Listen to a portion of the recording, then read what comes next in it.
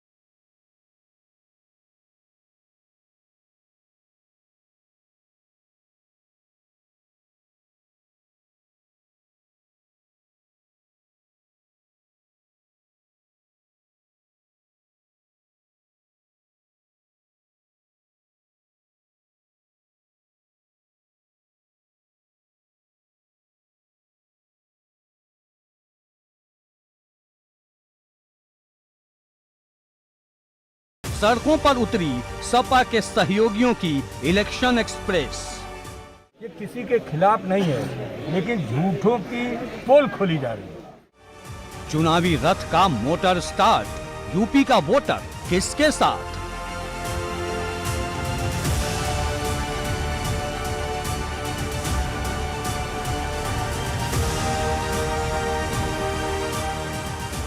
बात तो चुभेगी। तो चुनावी राजनीति में साम दाम दंड भेद का दौर अभी आगे शुरू होगा। फिलहाल माहौल बनाने की कोशिश तेज है। इसमें हर पार्टी आगे है। भाजपा की जन आशीर्वाद यात्रा के लिए 2 हफ्ते पहले से तैयारी शुरू थी। यात्रा कहां से होकर गुजरेगी, कहां कितनी देर की सभा होगी, इन सब को लेकर खास होमवर्क किया गया है। इसके पीछे एक वोट की रणनीति है, इसे जरा समझिए।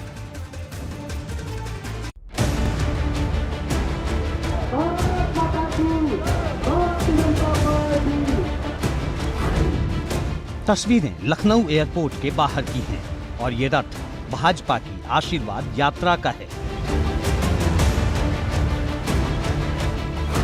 इस पर सवार हैं पार्टी के 3 सांसद जो केंद्र में मंत्री बन चुके हैं। मंत्रिमंडल विस्तार में जगह मिलने के बाद अब इन नेताओं के कंधों पर बड़ी जिम्मेदारी सौंपी गई है। जिम्मेदारी है जनता के बीच जाने की और अपने समर्थक वर्गों का भरोसा जीतने की, जिससे 2022 के चुनाव में भाजपा को ज्यादा से ज्यादा वोट मिल सके। जनता का आशीर्वाद है क्योंकि भाजपा की केंद्र में और प्रदेश की सरकार ने किसानों को 6,000 रुपए साल में किसान निधि सम्मान, 14 करोड़ जनता को मुफ्त में गैस सिलेंडर, शौचालय, आवास मुफ्त में देने का काम हमारी सरकार कर रही है। आज जनता भारतीय जनता पार्टी के साथ खड़ी है और पूरी तरह से हम अपने विकास के कामों को जो हमने प्रदेश में किया है, केंद्र में किया है, उस सब को लेकर के जा रहे हैं और उत्तर प्रदेश में भारी बहुमत की सरकार बनाने जा रहे हैं। बाकी आम जनता भाजपा से नाराज नहीं। क्या 2022 में इस यात्रा का फायदा मिलेगा? 2022 निश्चित तौर से मिलेगा। केंद्रीय शहरी कार्य राज्य मंत्री कौशल किशोर ने यहां से मुहान उन्नाव के लिए कूच किया। उन्नाव, रायबरेली और बाराबंकी होते हुए 18 अगस्त को सीतापुर में कौशल किशोर की यात्रा खत्म होगी। कौशल किशोर मोहनलालगंज से सांसद हैं। उधर केंद्रीय गृह राज्य मंत्री और लखीमपुर खीरी से सांसद अजय मिश्र टेनी ने हरदोई से आशीर्वाद यात्रा की शुरुआत की है। लखीमपुर, बहराइच और गोंडा होते हुए ये यात्रा अयोध्या पहुंचेगी और फिर 19 अगस्त को अंबेडकर नगर में खत्म होगी। जबकि महाराजगंज से सांसद पंकज चौधरी ने बस्ती से यात्रा की शुरुआत की। यहां से सिद्धार्थ नगर होते हुए 18 अगस्त को उनकी यात्रा महाराजगंज में खत्म होगी। भाजपा के राज्यसभा सदस्य और केंद्रीय राज्य मंत्री बीएल वर्मा ने मथुरा से अपनी जन आशीर्वाद यात्रा शुरू की है। आगरा, गाजियाबाद, गौतम बुद्ध नगर और बुलंदशहर होते हुए ये जन आशीर्वाद यात्रा 19 अगस्त को बदायूं में खत्म होगी। ये तो हुई उन 4 केंद्रीय मंत्रियों की आशीर्वाद यात्रा की बात जिनकी शुरुआत हो चुकी है। इनके अलावा केंद्रीय कानून राज्य मंत्री एसपी सिंह बघेल मध्य प्रदेश के दतिया से आशीर्वाद यात्रा की शुरुआत कर चुके हैं। वो यूपी के फिरोजाबाद में 18 अगस्त को पहुंचेंगे और मथुरा होते हुए 20 अगस्त को आगरा में अपनी यात्रा खत्म करेंगे। जबकि केंद्रीय एमएसएमई राज्य मंत्री भानु प्रताप वर्मा 17 अगस्त से बुंदेलखंड के ललितपुर से जन आशीर्वाद यात्रा का आगाज करेंगे। ये यात्रा झांसी, महोबा, बांदा और चित्रकूट होते हुए 19 अगस्त को फतेहपुर में खत्म होगी। उधर भाजपा की सहयोगी पार्टी अपना दल एस की नेता और केंद्रीय वाणिज्य और उद्योग राज्य मंत्री अनुप्रिया पटेल 18 अगस्त को प्रयागराज से अपनी आशीर्वाद यात्रा शुरू करेंगी, जो मिर्जापुर में 19 अगस्त को खत्म होगी। ऐसे उन लोगों का जिनका कभी प्रतिनिधित्व नहीं हुआ, पहली बार नरेंद्र मोदी जी ने उत्तर प्रदेश से केंद्र सरकार में प्रतिनिधित्व किया है। ये सम्मान है, जनता का सम्मान है, और जब उनका सम्मान है तो इन मंत्रियों को जनता के बीच में हम जब जाएंगे तो उनका आशीर्वाद भी मिलेगा।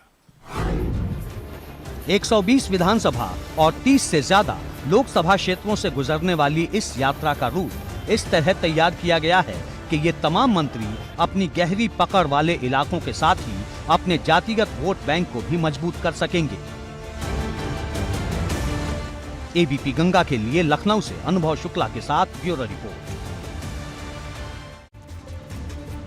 और हमारे साथ इस वक्त हरिद्वार दुबे साहब जुड़े हैं, भारतीय जनता पार्टी के सांसद हैं, बीजेपी के वरिष्ठ नेता हैं। इससे पहले कि हरिद्वार दुबे साहब का रुख करें, मैं आपको बता दूं कि 7 मंत्रियों की आशीर्वाद यात्रा का